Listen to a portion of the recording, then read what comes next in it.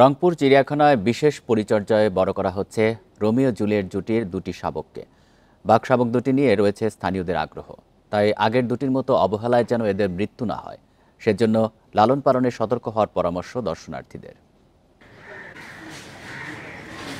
2023 সালে চট্টগ্রাম চিড়িয়াখানা থেকে রংপুরে নেওয়া হয় রয়্যাল বেঙ্গল টাইগার জুটি রোমিও জুলিয়েটকে।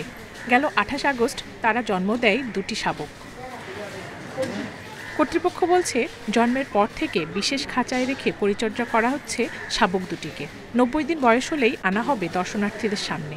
বাচ্চা সুস্থ আছে, এটি এখনো 3 মাস আমাদের পূর্ণ হয়নি। তো 3 মাস পূর্ণ হলে তখন হয়তো আমরা এই বাঘের বাচ্চাকে হয়তো আমরা দর্শককে দেখানোর জন্য হয়তো মুক্ত করে দেবো। দর্শনার্থীরা বলছেন, আগের দুটো বাঘ শাবক যেভাবে মারা গেছে, এদের পরিণতিও যেন এমন না হয়।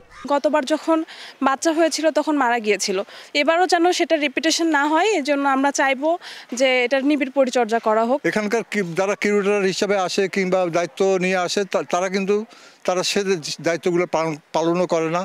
চিড়িয়াখানা কর্তৃপক্ষ বলছে, বাঘ শাবক দুটির নিয়মিত স্বাস্থ্য পরীক্ষা করা হচ্ছে, নিশ্চিত করা হয়েছে সব ধরনের সুরক্ষা।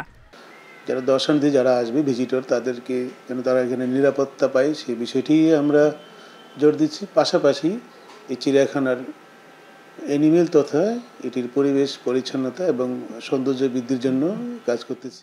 এর আগে 21 এপ্রিল রোমিও জুলিয়েট জুটি জন্ম দিয়েছিল আরও দুটি শাবক, তবে জন্মের 3 দিন পর একটি এবং 7 আগস্ট মারা যায় আরেকটি। Independent news.